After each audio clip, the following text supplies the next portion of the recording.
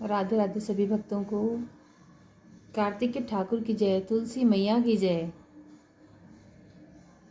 कार्तिक महात्म 33वां अध्याय पढ़ने से पहले हम अपने गुरु महाराज जी का ध्यान करेंगे। बोलिए गुरु महाराज जी की जय। गुरु ब्रह्मा गुरु विष्णु गुरुर्देवो महेश्वरा, गुरु साक्षात पारब्रह्म तस्मै श्री गुरुवे नमः। इसके बाद गणेश जी महाराज जी की जयकारा बोलते हुए उनकी कथा का श्रवण करेंगे। बोलिए गणेश जी महाराज की जय।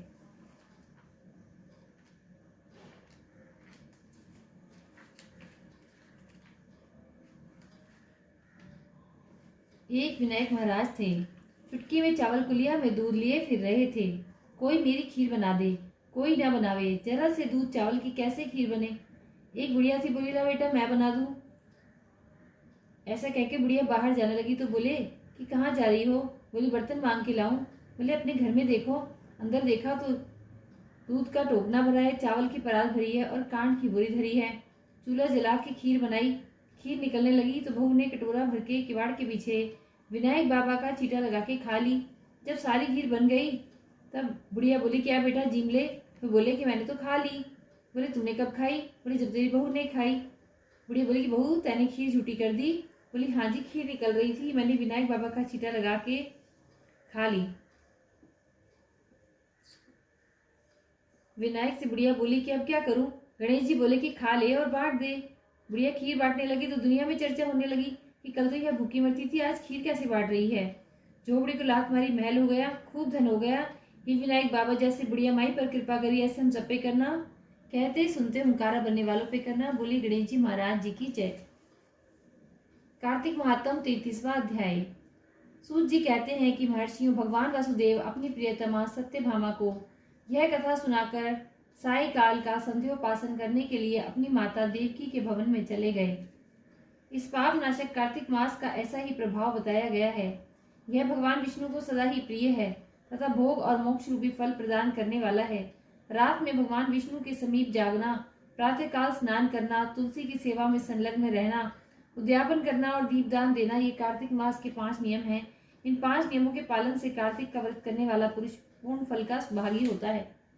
ऋषि बोले कि रोमहर्ष हर्षण कुमार सूत जी, आपने इतिहास सहित कार्तिक मास की विधि का भली भांति वर्णन किया। यह भगवान विष्णु को प्रिय लगने वाला तथा अत्यंत उत्तम फल देने वाला है, इसलिए इसका अनुष्ठान अवश्य करना चाहिए।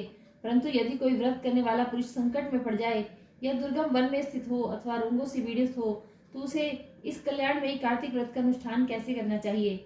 सूत जी ने कहा कि महर्षियों, ऐसे मनुष्य को भगवान विष्णु अथवा शिव के मंदिर में केवल जागरण करना चाहिए। विष्णु और शिव के मंदिर न मिले तो किसी भी मंदिर में वह जागरण कर सकता है। यदि कोई दुर्गम वन में हो स्थित हो अथवा आपत्ति में फंस जाए तो वह अश्वत्थ वृक्ष की जड़ के पास अथवा तुलसी के वृक्षों के बीच बैठकर जागरण करे। जो पुरुष भगवान विष्णु के समीप बैठकर श्री विष्णु के नाम का चरित्रों का गान करता है उसे सहस्र गोदानों का फल मिलता है। जो आपत्ति में फंस जाने के कारण नहाने के लिए जल न पा सके अथवा जो रोगी होने के कारण स्नान न कर सके, वह भगवान विष्णु का नाम लेकर मार्जन कर ले। जो कार्तिक मास के व्रत में पालन प्रवृत्त होकर भी उसका उद्यापन करने में समर्थ न हो, उसे चाहिए कि अपने व्रत की पूर्ति के लिए यथाशक्ति ब्राह्मणों को भोजन कराए। उनके संतुष्ट होने पर भगवान सदा संतुष्ट होते हैं, इसमें तनिक भी संदेह नहीं है। जो स्वयं दीपदान करने में असमर्थ हो वह दूसरों का दीप जलाए। तुलसी वृक्ष के अभाव में वैष्णव ब्राह्मण का पूजन करे, क्योंकि भगवान विष्णु अपने भक्तों के हृदय में ही सदा विराजमान रहते हैं। अथवा सब साधनों के अभाव में व्रत करने वाला पुरुष व्रत की पूर्ति के लिए ब्राह्मणों, गौओं तथा पीपल और वट के वृक्षों की सेवा करे। ऋषियों ने पूछा कि सूत जी, आपने पीपल और वट को गौ तथा ब्राह्मण के समान कैसे बता दिया। वे दोनों अन्य सब वृक्षों की अपेक्षा अधिक पूज्य क्यों माने गए। सूत जी बोले कि महर्षियों, पीपल के रूप में साक्षात भगवान विष्णु ही विराजते हैं। इसी प्रकार वट भगवान शंकर का और पलाश ब्रह्मा जी का स्वरूप है। इन तीनों का दर्शन, पूजन और सेवन पापहारी माना गया है।